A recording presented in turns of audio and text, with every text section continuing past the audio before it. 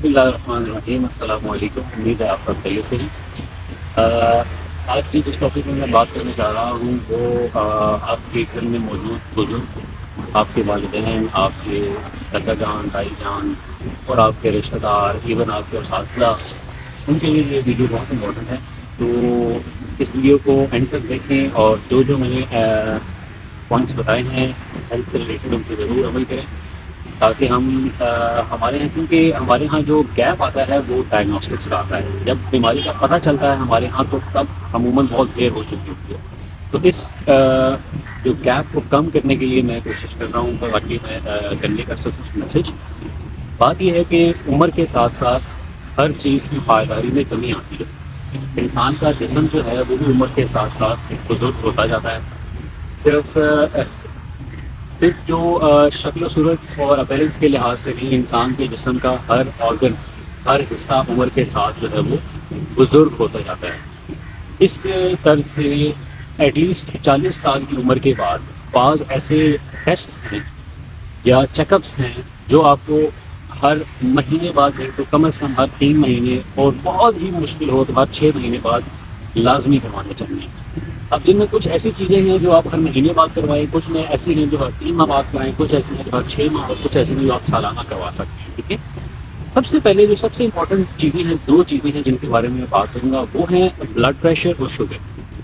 Blood pressure اور sugar, ان دونوں کو ہم سائلنٹ کلرز کہتے ہیں، کیونکہ اگر تو آپ کو 30 یا ایون 25-35 سال کی عمر سے بلڈ پریشر شروع ہوا ہے اور ایون شوگر بھی شروع ہوا ہے، تو موسٹ لائکلی آپ کو اتنے اسٹرانگ سمٹمز نہیں آئیں گے کہ آپ اتنے الارم ہو جائیں کہ آپ ڈاکٹر کے پاس جائیں کہ مجھے یہ مسئلہ ہے۔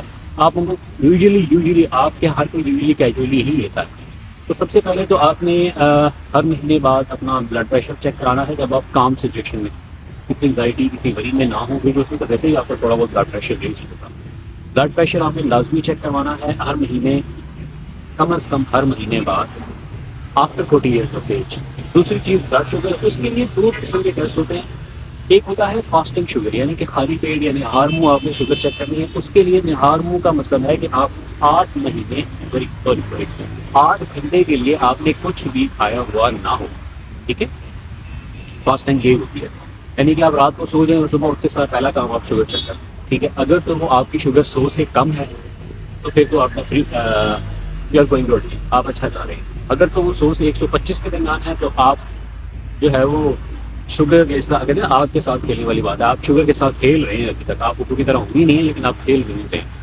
اور اگر تو وہ 125 سے زیادہ آ رہی ہے، 2 انسٹنسز پہ آپ نے ایک دن چیک کی، پھر 2 دن بعد دوبارہ چیک کی، دونوں دفعہ 125 سے زیادہ آ رہی ہے فاسٹنگ بلڈ شوگر، تو آپ کو ڈائبٹیز ہے۔ آپ اپنا ایک اور ٹیسٹ جس کی بات کر رہا تھا، جس کو ہم HbA1c کہتے ہیں، یہ بیسیکلی وہ ٹیسٹ ہوتا ہے جو آپ کے پچھلے 2 سے 3 ماہ کا شوگر کا کنٹرول بتاتا ہے کہ آپ کے جسم میں شوگر کا کنٹرول کیسا رہا۔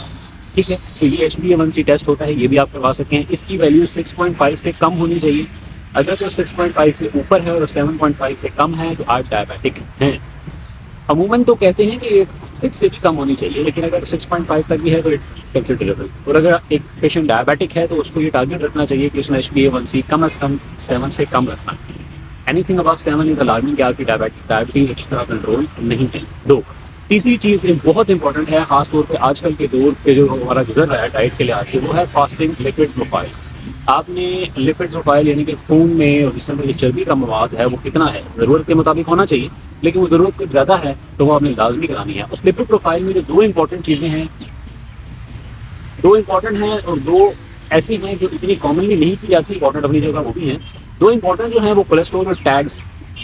آپ ابھی دیکھیں گے لپڈ پروفائل کی بھی کروائی ہوتی ہے، کولیسٹرول کا لیول آتا ہے، ایک ٹرائی ایسائل گلیسرائڈز کا لیول آتا ہے، جس کو ٹیگز کہتے ہیں۔ اب ان میں بعض اوقات یہ دونوں بھی ریز ہو سکتے ہیں، انڈیویجولی بھی ریز ہو سکتے ہیں۔ جو کولیسٹرول کا لیول ہے وہ اپنی جگہ دل کی بیماریوں کے لیے خطرناک ہے، اور ٹیگز وہ اپنی جگہ دوسری طریقے سے خطرناک ہے۔ تو دونوں لیولز آپ نے چیک کرنے ہیں۔ ان شارٹ یہ ہے کہ آپ نے لپڈ پروفائل کرانی ہے اور وہ نارمل رینج میں ہونی چاہیے۔ HDL آپ کا ہائی ہونا چاہیے، نارمل سے نارمل ہونا چاہیے یا ہائی ہونا چاہیے۔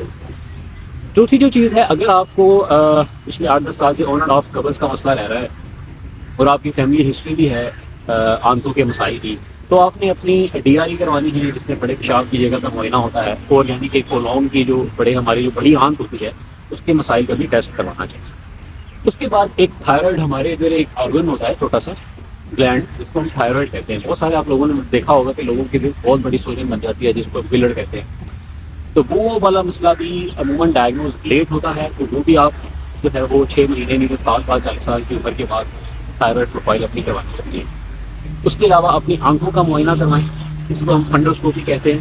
جب ڈاکٹر کے پاس جاتے ہیں تو وہ سلیٹ لائن پہ آپ لائٹیں لگا کے ایسے ایسے کر کے دیکھتا ہے, تو وہ ایک دفعہ معائنہ آپ چلتے چلتے کہیں سے بھی کروا لیں, تاکہ اگر کیونکہ اس سے بھی شوگر اور بلڈ پریشر کا اندازہ لگایا جا سکتا ہے.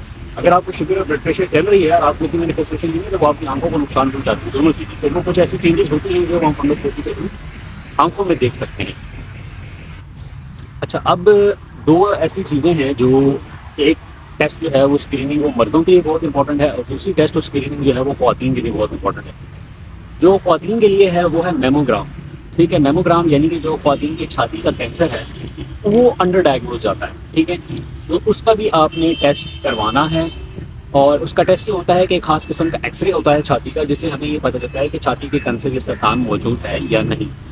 دوسرا, مردوں میں جو مسئلہ آتا ہے وہ پروسٹیٹ کا مسئلہ آتا ہے. اس میں آپ نے یہ کرنا ہے کہ اگر آپ کو کوئی بھی ایسے سمٹمز آ رہے ہیں جس میں پیشاب کی دھار کا مسئلہ ہے, بار بار پیشاب آ رہا ہے, پیشاب صحیح طرح نہیں آ رہا, رک کے آ رہا ہے, اس طرح کے مسائل ہیں, تو آپ نے اپنی پروسٹیٹ جو ہے اس کو چیک کروانا ہے. کسی یورولوجسٹ کے پاس جائیں اور اپنی ایگزامینیشن کروائیں, کوئی ایک آدھا ٹیسٹ ہوتا ہے وہ کروائیں, تاکہ آپ کو اندازہ ہو جائے کہ خدا نخواستہ پروسٹیٹ کا مسئلہ تو نہیں ہے. کیونکہ پروسٹیٹ کا مسئلہ بہت کامن ہوتا ہے ابو 40 اور ابو 50 ایئرز آف ایج آدمیوں میں, خواتین میں. ایک اور جو امپورٹنٹ چیز ہے وہ سروائکل کارسینوما سے ریلیٹڈ ہے. وہ ینگ وومن میں کرانا ضروری ہوتا ہے, جس کو ہم سروائکل سمیئر کہتے ہیں. تو وہ بھی ایک ٹیسٹ ہے جو جوان اور ینگ خواتین کو کروانا چاہیے. تو رول آؤٹ سروائکل ڈسپلزیا اور کارسینوما, جو ہماری جو ریپروڈکٹیو کینال ہوتی ہیں اس کا ایک پارٹ ہوتا ہے, تو اس کا ٹیسٹ کرانا بھی ضروری ہوتا ہے. بس یہ کچھ ٹیسٹ ہے جن کا میں مینشن کرنا چاہ رہا تھا, کیونکہ میں ایک ایسے ادارے میں کام کر رہا ہوں جہاں رینڈم اسکریننگ کر رہی ہوتی ہے, اور اس رینڈم اسکریننگ میں یہ پتہ چلتا ہے کہ ایک 40 سال کا آدمی ہے, اس کو شوگر ہے, لیکن اس کو نہیں پتا. اب اگر وہ اس اسکریننگ کے تھرو نہ گزرتا تو اس کو اگلے 5-6 سال نہیں پتہ چلنا تھا کہ اس کو شوگر ہے. اسی طرح بہت سارے لوگوں کو بلڈ پریشر کا پتہ چلتا ہے, بہت سارے لوگوں کو یہ پتہ چلتا ہے کہ اگر وہ ان کو ٹیسٹ نہ کراتے, اسکریننگ نہ کراتے, اور ان کی لپڈ پروفائل کا ہمیں نہ پتہ چلتا, تو وہ بہت زیادہ رسک پہ تھے کہ اگلے چند سالوں میں ان کو ہارٹ اٹیک ہو جائے. تو یہ چند چیزیں ہیں جن پہ آپ نے نظر رکھنی ہے, تاکہ ہم اپنی جو ڈائگنوسٹک کا جو ہمارا گیپ ہے, یعنی کہ بیماری کی تشخیص سے علاج کے درمیان جو گیپ ہے, تشخیص ہی نہیں ہوتی. جب تشخیص ہوتی ہے تو عموماً وہ اس پوائنٹ تک پہنچی ہوتی ہے بیماری کو وہ لا علاج ہو چکی ہوتی ہے موسٹ آف دا ٹائم. تو اس چیز پہ نظر رکھنی چاہیے ہمیں اپنے والدین بزرگوں کا خیال کرنا چاہیے. تھوڑے بہت ٹیسٹ مہنگے ہوتے ہیں, بالکل بچا ہے, ایک دور حاضر کے مطابق تو ڈیفینیٹلی ہر کوئی پیسے بچانے کے چکر میں ہوتا ہے. لیکن اگر آپ مہینے میں یا 2-3 مہینے میں اگر باہر کھانا کھانے جا سکتے ہیں اور 8-10 ہزار روپये ایٹ ٹائم لگا سکتے ہیں, تو ٹیسٹ کروانا بھی مشکل بات نہیں ہے. اگر تو بہت مشکل ہے تو آپ کسی سرکاری ہاسپٹل سے کروا سکتے ہیں. کچھ ایسے ہاسپٹلز ہیں جو کم ریٹس میں کرتے ہیں, آپ ان سے کروا سکتے ہیں. اور لیکن ٹیسٹ ضرور کروائیں, اپنا معائنہ کروائیں اور پر وقت, تاکہ ڈائگنوسٹکس اور تشخیص بیماری کی ہو سکے. بہت شکریہ ویڈیو کو دیکھنے کے لیے. لائک, کمنٹ اور سبسکرائب کرتے ہیں, اور میرے والدین اور میرے گھر والوں کو بھی دعاؤں میں یاد رکھیں. بہت شکریہ. اللہ حافظ.